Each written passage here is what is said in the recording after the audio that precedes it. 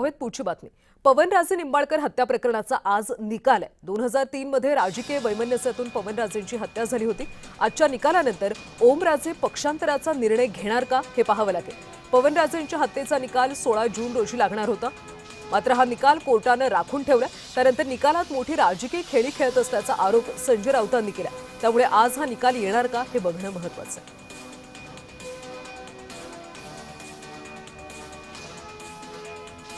2003 मध्ये राजकीय वैमनस्यातून पवनराजे यांची हत्या झाली होती। त्या हत्या प्रकरणाचा आज निकाल आहे। आजच्या निकालानंतर ओमराजे निंबाळकर पक्षांतराचा निर्णय घेतात का, आपली भूमिका स्पष्ट करतात का, याकडे सुद्धा अनेकांचं लक्ष आहे। आणि निकालासंदर्भातले अपडेट्स घेऊयात आमच्या प्रतिनिधी भाग्यश्री प्रधान यांच्याकडून। भाग्यश्री, कोर्टामध्ये कामकाजाला किती वाजता सुरुवात होणार आहे, सध्या काय स्थिती पाहायला मिळते? ही जी केस आहे ही साधारण 11 वाजता सुरुवात होणार आहे कल्याणी, आणि आता ओमराजे निंबाळकरचे आहेत ते कोर्टात पोहोचलेले आहेत। त्याचबरोबर त्यांचा जो ड्रायव्हर आहे काझी, त्यांची जी फॅमिली आहे ते देखील सगळे कोर्टामध्ये आता पोहोचलेले पाहायला मिळतात। आपण जर बघितलं तर 2006 ला पवनराजेंची हत्या झालेली होती आणि पवनराजेंच्या हत्येनंतर ओमराजे निंबाळकर यांनी ठाकरे गटाशी प्रामाणिक राहून, शिवसेनेशी प्रामाणिक राहून त्यांनी निवडणुका ज्या आहेत त्या लढवलेल्या होत्या। त्यानंतर पक्षात फूट पडली तरी देखील ते ठाकरेंबरोबर अगदी निष्ठेने उभे राहिले। मात्र आता आपण बघतोय की या निकालामुळे एक राजकीय खेळी खेळली जाते असा आरोप थेट संजय राऊत करतात, आणि या सगळ्यामुळे या निकालाकडे सगळ्यांचंच आता लक्ष लागलेलं पाहायला मिळतंय।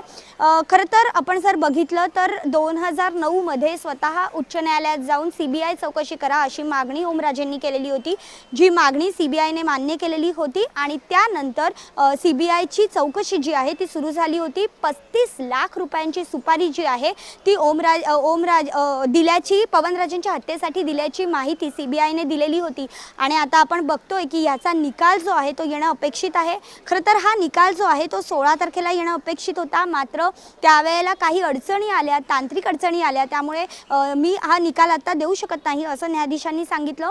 साधारण 9 आरोपी आहेत, जे मुख्य आरोपी आहेत ते पद्मसिंह पाटील आहेत, आणि त्याचबरोबर 9 आरोपी आहेत त्यातला जो मुख्य शूटर होता पिंटू, त्याला एका दुसऱ्या केसमध्ये बिहारमध्ये ठेवण्यात आलेलं होतं, आणि त्यामुळे तो मागच्या वेळेला केसमध्ये 16 तारखेला हजर राहू शकला नव्हता। तर यावेळी त्याला देखील हजर करा असं कोर्टाने सांगितलेलं होतं। त्यामुळे आता बिहारमध्ये असलेला हा पिंटू आता आज हजर होतोय का हे बघणं देखील तितकंच महत्त्वाचं आहे।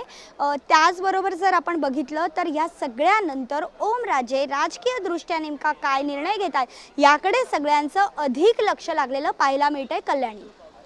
भाग्यश्री, ओमराजे निंबाळकर आता कोर्टात दाखल झालेत अशी माहिती मिळते। त्यांच्या देहबोलीवरून नेमकं काय वाटतंय, आज ते काय भूमिका घेऊ शकतात?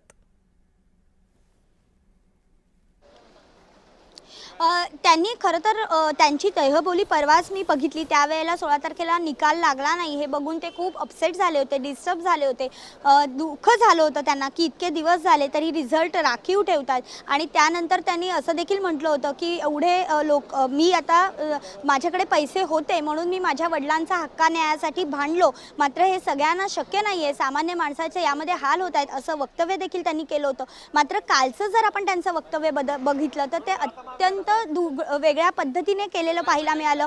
उद्धव ठाकरे कशा पद्धतीने काम करत नाहीत, पण आदित्य ठाकरे देखील काम करत नाहीत असं देखील त्यांनी म्हटलेलं पाहायला मिळालं होतं। त्यामुळे आजची जी देहबोली आहे ती सगळी केस नंतर नेमकी त्यांची काय आहे हे बघणं महत्त्वाचं आहे कल्याणी।